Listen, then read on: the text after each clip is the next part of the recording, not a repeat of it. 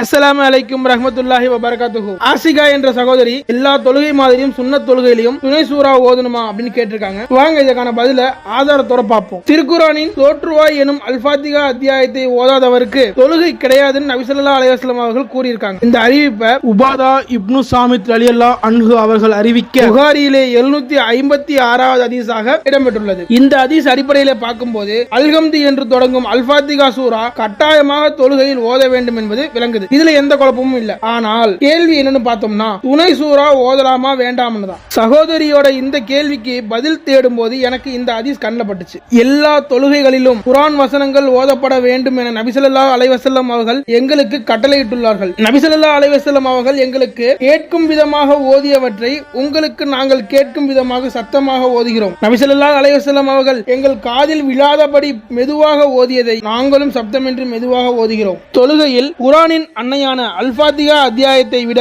அதிகமாக வேறு எதையும் நீ ஓதாவிட்டாலும் உன் தொழுகை நிறைவேறிவிடும். இருந்தாலும் அதை விட அதிகமாக ஓதுவதே சிறந்ததாகும். இத அபூ ஹுரைரா ரலியல்லாஹு அன்ஹு அவர்கள் அறிவிக்க புகாரியிலே 772வது ஹதீஸா இடம்பெற்றிருக்கு. இந்த ஹதீஸ் நமக்கு தெளிவான ஒரு பதிலை கொடுக்குது. அல்பாத்திகா சூரா எல்லா தொழுகைக்கும் கட்டாயம். அல்ஹம்து சூரா ஓதவில்லை என்றால் அந்த தொழுகையே கிடையாது. ஆனால் துணை சூரா ஓத வேண்டியது கட்டாயம் இல்லை. கட்டாயமாக இருந்தால் நபி ஸல்லல்லாஹு அலைஹி வஸல்லம் அவர்கள் நமக்கு அதை வலியுறுத்தி இருப்பார்கள். ஆனா அதுக்கு மாறாக துணை சூரா ஓதினால் சிறந்தது என்றே கூறியுள்ளார்கள். ஆக பரலான தொழுகையிலும் சுன்னத்தான தொழுகையிலும் சரி அல்பாத்திகா சூரா ஓதுவது கட்டாயம், துணை சூரா ஓதுவது கட்டாயம் இல்லை. உங்கள் தொழுகையை மேலும் சிறந்ததாக மாற்ற துணை சூறாவை வேண்டுமென்றால் ஓதிக்கொள்ளலாம். ஆக நபி ஸல்லல்லாஹு அலைஹி வஸல்லம் அவர்கள் காட்டி தந்த வழிமுறைப்படி மிக சிறப்பான முறையிலே 5 தொழுகையை நிறைவேற்றி பாவ மன்னிப்பு பெற்று சொர்க்கம் செல்லும் நன்மக்களாக உங்களை என்னையும் அல்லாஹ் தஆலா ஆக்கி அருள் புரிவானாக. ஆமீன். அஸ்ஸலாமு அலைக்கும் வரஹ்மத்துல்லாஹி வபரகாத்துஹு.